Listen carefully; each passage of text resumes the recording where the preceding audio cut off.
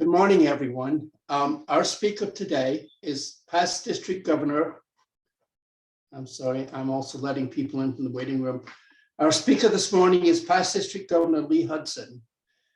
Leigh was born and raised in Raleigh and has lived and worked in the area all of his life. He's the owner and manager of Hudson's Hardware and Outdoor Equipment, a family business in which he was raised since age 6. And he's managed it since 1980. They've got 2 locations, one in Garner and one in Clayton. After having served as a volunteer fireman for 11 years, Leigh joined the Garner Rotary Club in 1981 at age 28. And I am impressed. I joined Rotary at age 31, but Leigh got me beat. He transferred to the Clayton Rotary Club in 1986 when he opened his second hardware store in Clayton. He has served in many Rotary positions over the years, including 2 terms as club president, assistant governor, and then governor of Rotary District 7710 in 2013-14. He followed his year as district governor with 5 years of service as district membership chair and Polio Plus chair. And in 2017, in recognition of his efforts in Polio Plus, Leigh received the Rotary Foundation's Polio Plus Regional Service Award. He also received Rotary International's Service Above Self recognition in 2021. The Service Above Self Award is considered the highest honor that RI can bestow on a member. It recognizes outstanding Rotarians each year whose service activities make an impact on humanity. No more than 1 recipient is selected from a given district each year, and a person can receive the award only once in their lifetime. Leigh and his wife Pug are Rotary Foundation Level 3 major donors. They're Bequest Society members and members of the Paul Harris Society. Outside of Rotary, Leigh served as chairman of the Johnson County Drug Action Committee from 1990 to 2000, and he received the North Carolina Governor's Crime Prevention Award and the Clayton Chamber of Commerce Citizen of the Year Award for having led a program that significantly reduced drug crime in Clayton. He's the immediate past chair of the Mid-Atlantic Rotary Leadership Institute, and continues to learn and teach about Rotary as a facilitator and a board member.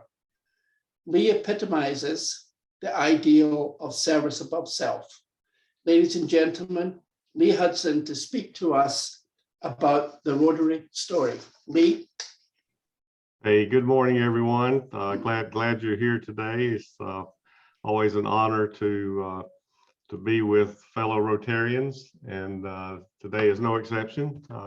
Thank you, David, for that history. And I will say that my Rotary history is relatively brief, even though I've been a Rotarian 40 years. Let me rephrase that. I've been a member of a Rotary Club for 40 years.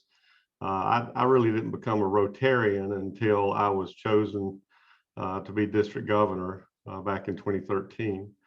And I got a little head start there when our club almost failed.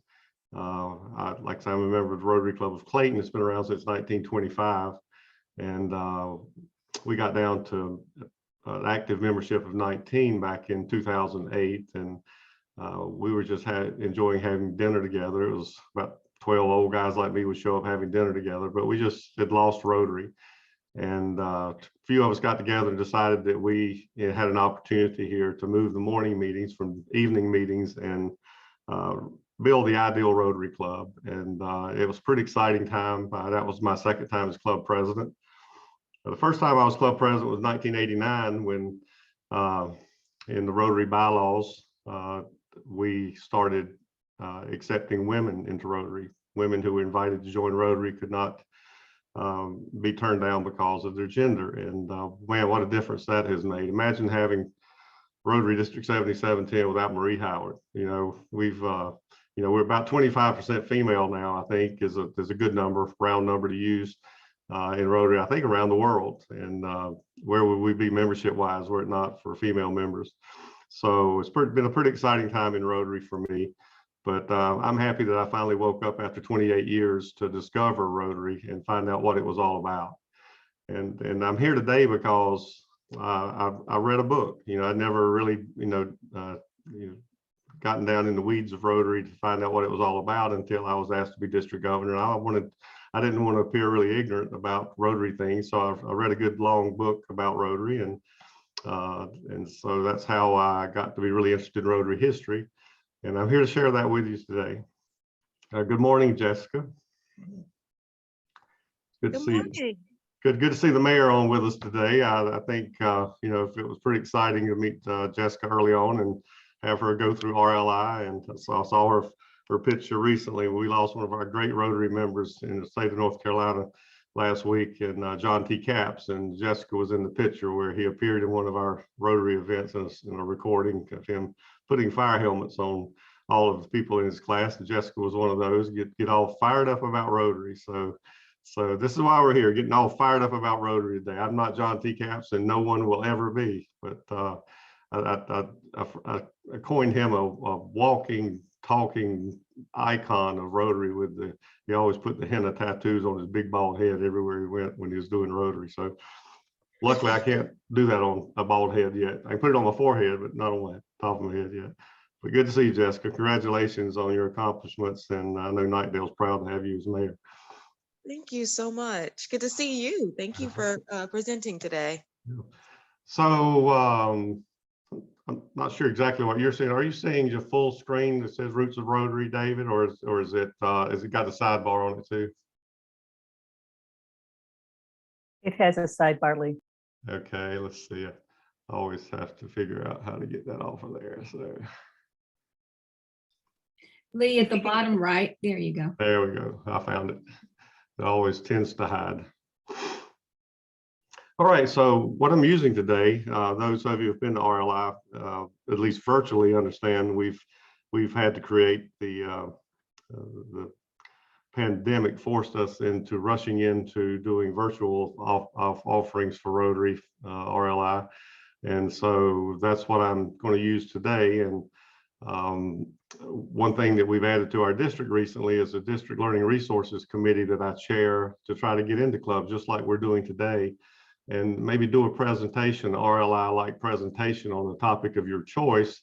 When I was contacted by David and Marie about doing this today, they asked to do something on Rotary history. So I created this deck of PowerPoint slides for use for RLI. So I hope you enjoy what we're going to do today.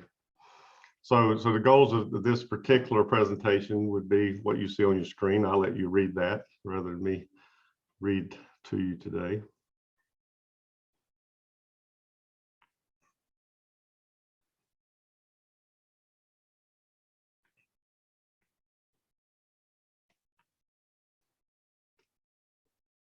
Okay, so we can't talk about Rotary history without talking about our founders, and especially Paul P. Harris, who was the one who had the original idea. He said he was walking with a friend of his, Bob Frank, after dinner one evening, and he had the idea, because he was from a small town in Wallingford, Vermont.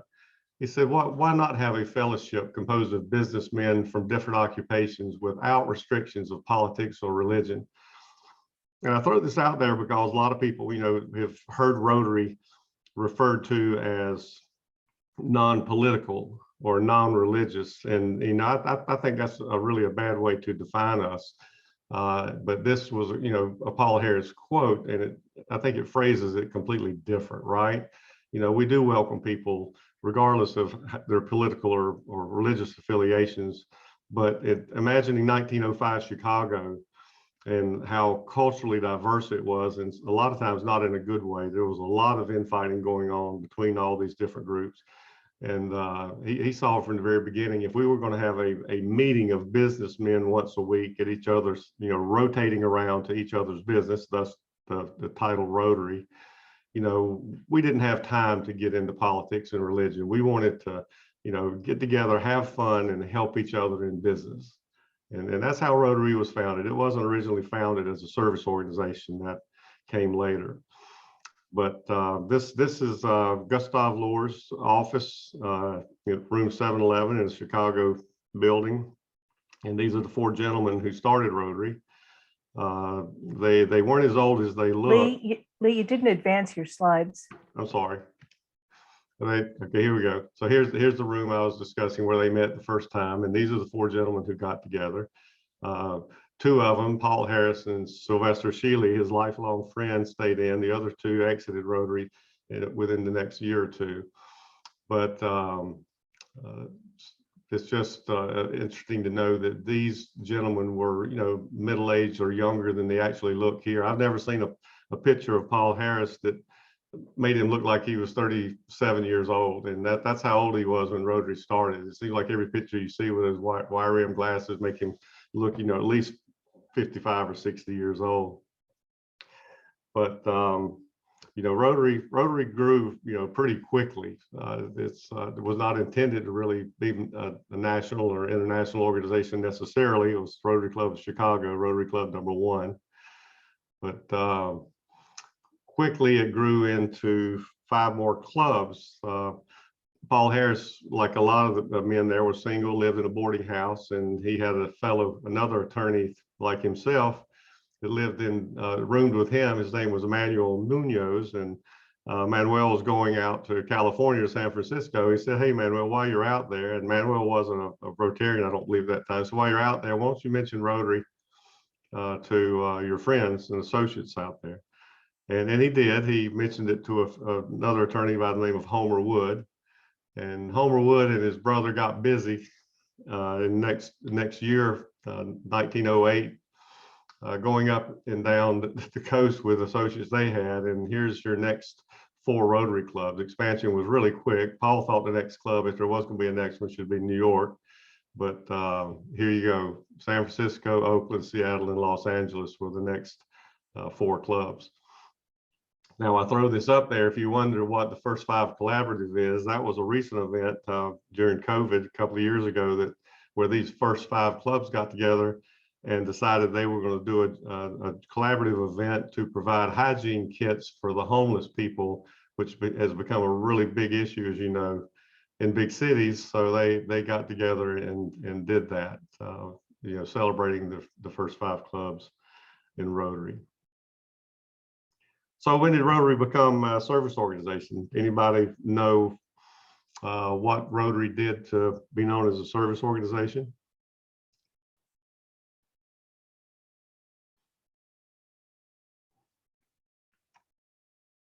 Does this jog your memory? So in 1907, and I tell people this is just an interesting side note. I've missed very few days in my work history, but my wife and I both had tonsillitis back in around early 1980s, and there were only 3 channels here back then before cable came. It was channel 5, channel 11, channel 4, and I was surfing those 3 channels at home and came across a 30-minute show called The History of the Water Closet. Only a hardware guy would stop on that. But I stopped, took a look at that show, and found out that the first public toilet in America was in a hotel in Chicago in 1903. It just made me wonder, like, wow, where did everybody, excuse themselves downtown prior to 1903? Well, the next ones came into bars and pubs, as you might imagine, and then clothing stores and people shopping downtown or doing business downtown. They were expected, if they went into a bar or went into a clothing store, they were expected to do business there if they wanted to do their business there. So that was pretty objectionable. So there were 20 political organizations talking about building public toilets so that people would have a place to go, but nothing was happening. And Paul Harris decided that was a perfect entrance for Rotary to get in the middle of that as we'll use non-political organization, if you will. And Rotary led the effort to make that happen. So there you go. There were one and then another latrine, public outhouse, if you will, outside City Hall in Chicago.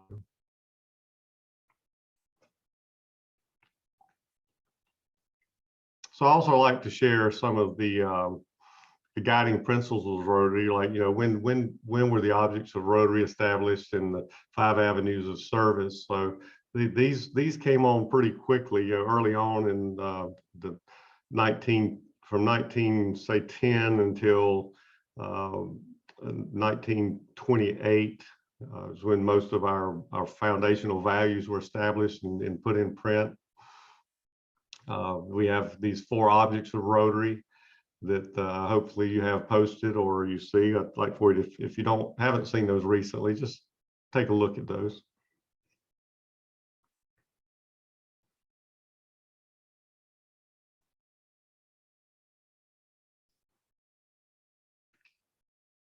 So when I'm asked to induct someone into our club, I actually refer to these. I don't read these, but I refer to these with new members to sort of tell them who we are and to remind our club members who we are and how powerful getting to know fellow business people and service-minded people through our club, turns into an opportunity for service.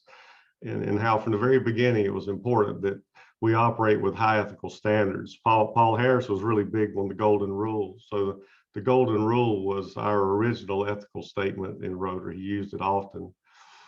And then, of course, the ideal of service with through the community service that we were doing at the time, and then later international service. And when international service came to be a big deal, the advancement of international understanding through serving around the world became important. And then the 5 avenues of service, if you'll look at these, they were established, the first 3 in 1927. We had to really work on establishing and growing clubs, thus the acquaintance to produce service. Then vocational service, we were all about helping each other in business. If you're familiar with B&I groups, we were sort of like a B&I group in the beginning.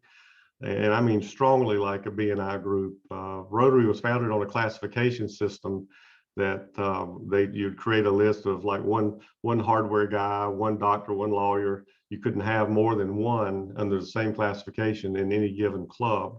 And if you joined the club, you were expected to do business with those individuals, and that became, a real issue among Rotarians over the first 10 years, to the point that the first paragraph in the first national Rotarian newspaper, which became the Rotarian magazine, now the Rotary magazine, was about tolerance. Paul Harris wrote the first long article about tolerance, and it was centered around, we need to be tolerant of this vocational requirement that we do business with only Rotarians, because obviously there were people who had good friends that they wanted to do business with, or family members they wanted to do business with. So that was loosened. The classification situation is certainly, not even a big deal right now, unless you want to make a list of people you love to have in your club. Not a requirement so much now.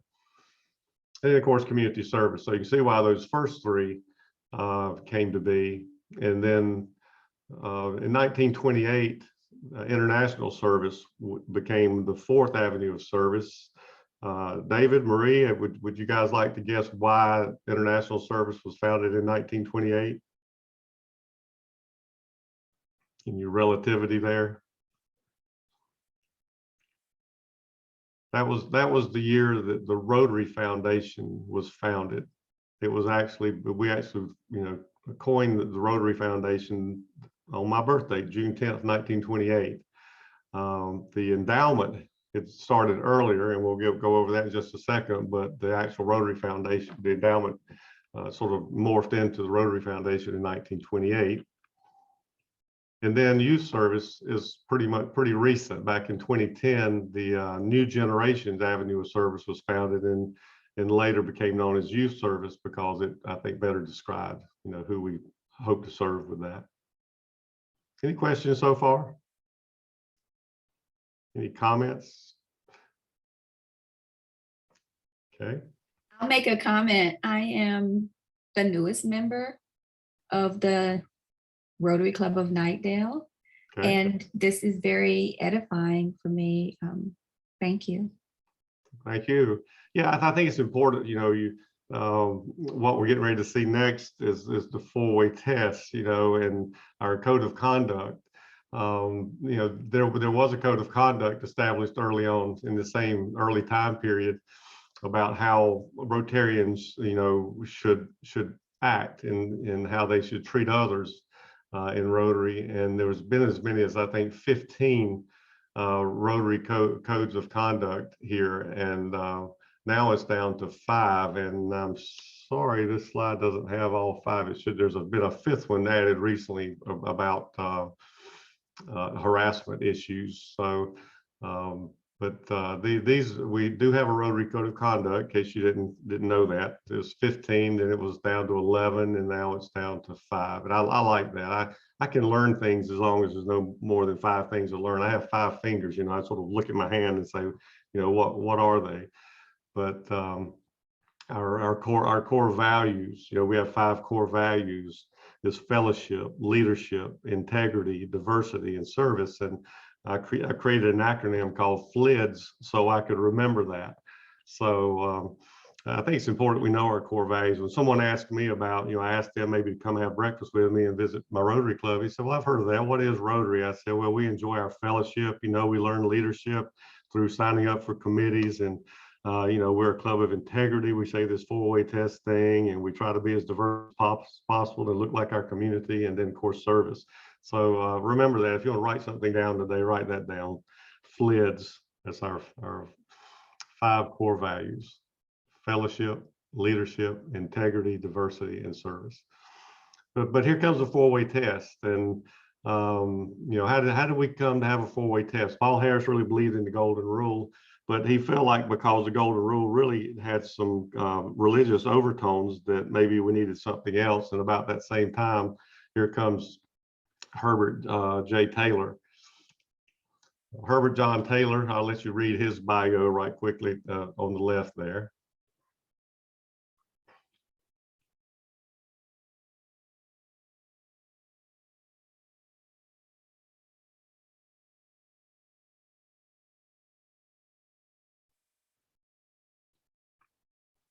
So he only wrote 1 book, and it's called God Has a Plan for You. And in this book, it's a little $2 or $3 book, or at least it was 10 years ago when I bought it on Amazon. It's just a great read to give you a foundation of, like, where do we get this 4-way test thing from? And essentially, when he was called to revive Club Aluminum, that was $400,000 in debt back during the Great Depression in 1932. He was a great financier, and he took a look at the books for this business and determined it could not be saved. And but he slept on it, came back the next day, said, well, I'm just going to give it one good day. I'm going to look into this a little deeper and see what might be done. And he discovered that Club Aluminum was operating in a deceitful way. It was not ethical in the way it did business. There was sales being made where all the money wasn't making it back to the company coffers, and they were advertising their pots and pans as the best you could buy, when really they were mediocre pots and pans. So he wrote these 24 words we call the 4-way test, and put it in front of 4 of his managers that were from different cultures, and asked them if there was anything objectionable about that to them, if they could really believe in this 4-way test and enforce these ethical rules among company members. And they said they had no problem with it. So he hung it up, and he brought back Club Aluminum, was solvent in 5 years. And so good for Herbert John Taylor. And he took it to his club. The club started using it. Another club started using it. And in 1943, he gave Rotary the rights to the 4-way test, along with another organization or 2 that he was personally involved in, especially working with Christian youth. And we've been using it ever since. So that's where it came from and who done it. It's amazing how first time we visit a Rotary Club, we stand up with everyone else and end the meeting and never ask, where did this come from? Why am I saying this? But hope you know now, you came from a great guy. So the foundation, we were talking about, how did that come to be? So our international president, Arch Klump, I'll let you read that quickly.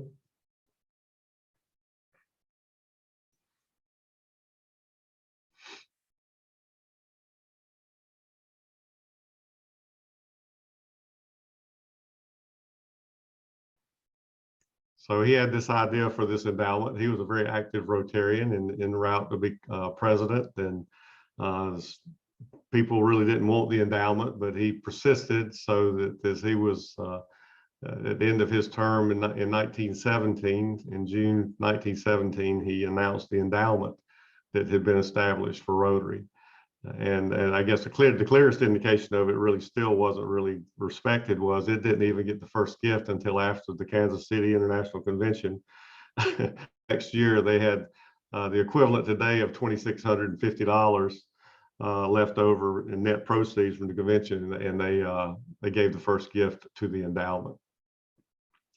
So 10 years later, when the Rotary Foundation was established, there was only $5,000 in there, and now we're doing over. I guess we've taken in more than $2 billion, and we're doing, according to Marie's presentation to the Clayton Rotary Club yesterday, we're doing about $200 million a year in foundation grants. Various grants. So wow, what a great idea. So this is Arch Klump, and if you're wildly successful in your career, maybe one day you can be an Arch Klump Fellow, Arch Klump Society member. Arch Klump, for people who give $250,000 to the Rotary Foundation, they become Arch Klump Society members. But it's I think another footnote there was, gifting continued to be slow until 1947, and Paul Harris died, and $300,000 came in immediately honoring our founder, Paul Harris, and then up to 1.3 million came in over the next 2 or 3 years. And for those of you who are Paul Harris Fellows, you'll be interested to know that you're Paul Harris Fellows because Paul Harris really believed in worldwide education for students, sending them abroad to learn more and bringing students from abroad here to the United States. And they established 18 ambassadorial scholarships in Paul Harris's honor, and they call them Paul Harris Fellows. But to sustain those scholarships in 1957, they decided that they needed extra funding, and that anyone who gave $1,000 to the foundation would also be called Paul Harris Fellows. So the ladies in the room will be happy to know this. I had the honor of meeting Sylvia Whitlock. Sylvia was our first recognized female Rotarian. So read her story there.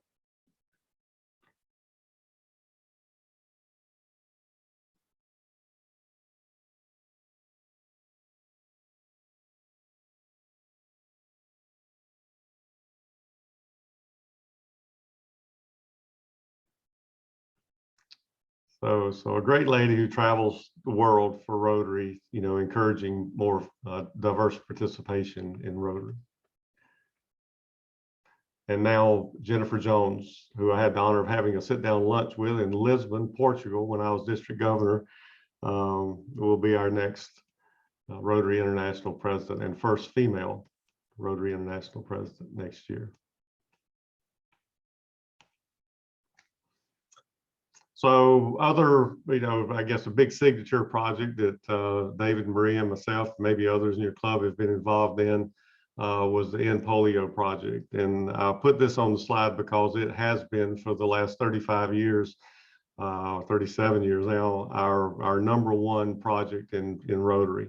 We wanted to end polio. And this, like everything in Rotary, just so you know, Rotary clubs are autonomous. Back in a quick, cute story you'll enjoy. Paul Harris, even though he was our founder, he wasn't his Rotary Club president until the 3rd year. And then he was a very mischievous guy, always playing tricks on people. So this is a fun footnote. So he did 1908-9 president, and then he was president again the next year. And they planned a trick on Paul Harris. One of the members stood up in the meeting and just said, I'm really sorry that we had, chose Paul Harris to be our president 2 years ago. So I'm tired. It seems like everything's Paul Harris. Paul Harris is Paul Harris. It's not the Chicago Club, it's the Paul Harris Club. And other members stood up and echoed the same thing. This was halfway through his 2nd year.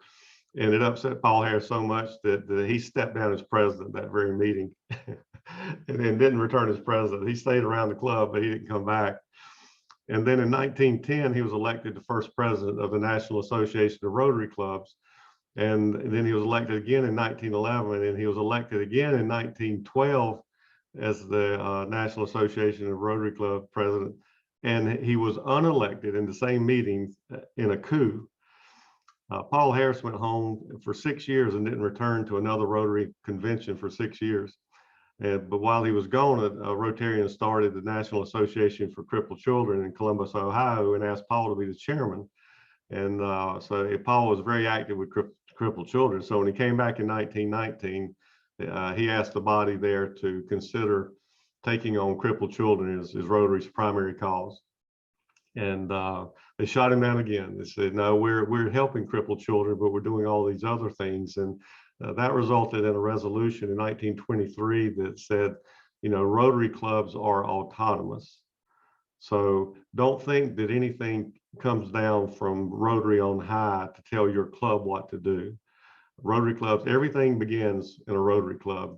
Even, and this idea to end polio was a club, an international precedent, but it basically goes through a club. And the first polio project that we did was in the Philippines, with a club member in a club in the Philippines.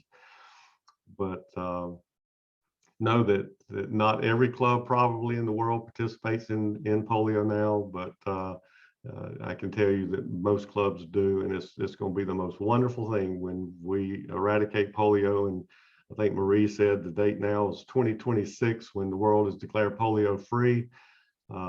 It'll be the most remarkable project. And if you dig into the history of how Rotary has been involved in this, how Rotary has made this happen, you'll be so impressed with the organization that you're involved in.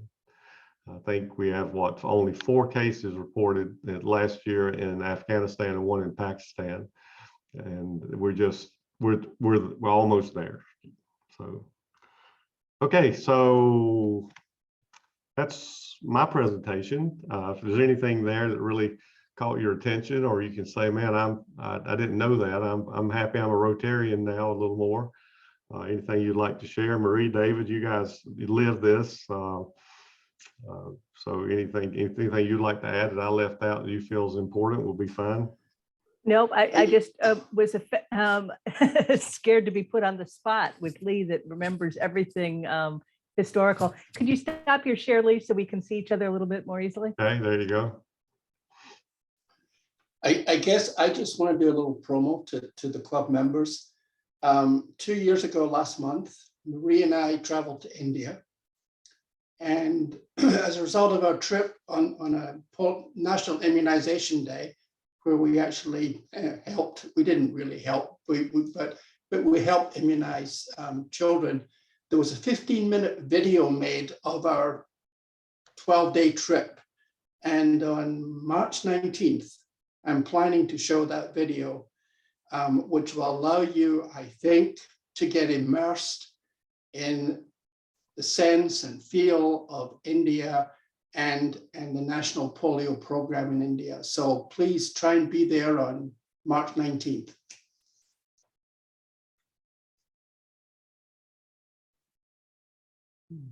Okay. So I will share my ignorance. I used to live in Nightdale, and there's a Rotary Club on a location, I think it's Vandora Springs, but I would drive by it and I was always curious, what is a Rotary Club? And I was first introduced to the Rotary Club through Matthew Kane, who is involved in the launch wake in Raleigh and now Nightdale programs. So since then, I've been able to learn a whole lot more from not knowing a clue, right? And so today, you've shared a lot of things that certainly has me thinking. And I would just like to share that now that I understand that meaning, it definitely creates a different value for me around the quality of what the club stands for. So thank you for sharing. Good. Thank you for paying attention. I just love the Rotary Story. It seems like, I mean, the book that I read was a 500-page book written by a current Glen Falls New York Rotarian by the name of Fred Carvin, and I had him at our district conference when I was district governor in Asheville. He spoke, and it's, you know, the first, I guess, 150 pages are all about Paul Harris and his unlikely, you know, upbringing, and how someone that really struggled with no parenting. His grandparents died when he was 20. He got kicked out of the University of Vermont and eventually went to Iowa University, became an attorney. I was known as a rapscallion in his small town in Wallingford, Vermont. Very mischievous kid, you know.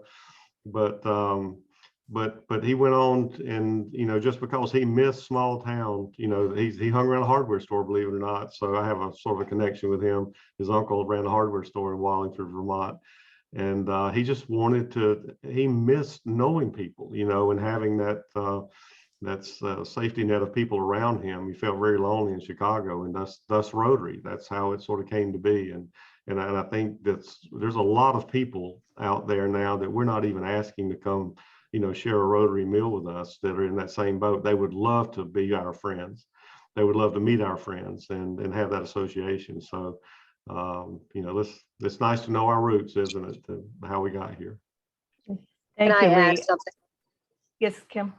Hey, Kim. So I think it's also important that it's not only your Rotary family, but also for all of us who like to do community service, that when you have an idea, having your Rotary family allows you to bring that idea to life and act on that idea, so it becomes real. And that, to me, has been the most important thing about Rotary, is when there's a community service project that I may just think of by getting shoes donated or coats donated or doing a food drive, my Rotary family really puts that to life. And I think that's important.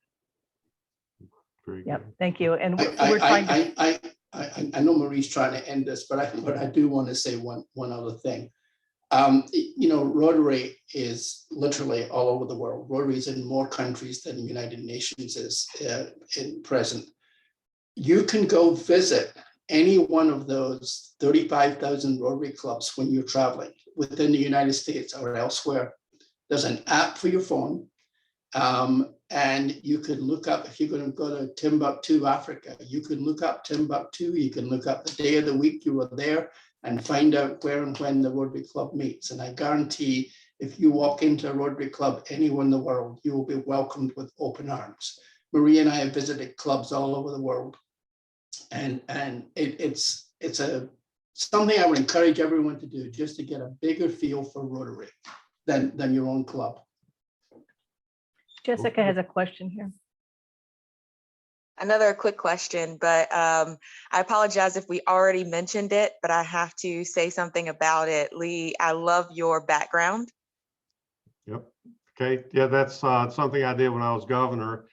We got grant money. It was the first year of the new grants program, and all the clubs had asked for all the grant money, but yet they wanted us to give 20% of that money back for Polio Plus. And so I had this idea for some time to create a painting of a Rotary Club meeting.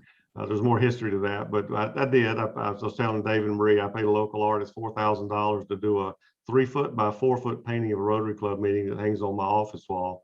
And we had framed prints made of these, and I was able to sell, by going to zone and district events and our local events, 250 of these, and we raised $30,000 for Polio Plus. So that's what it is. And I still have some. If you want to hang one in the mayor's office and tell people all about Rotary, see me, Jessica. We'll make it happen.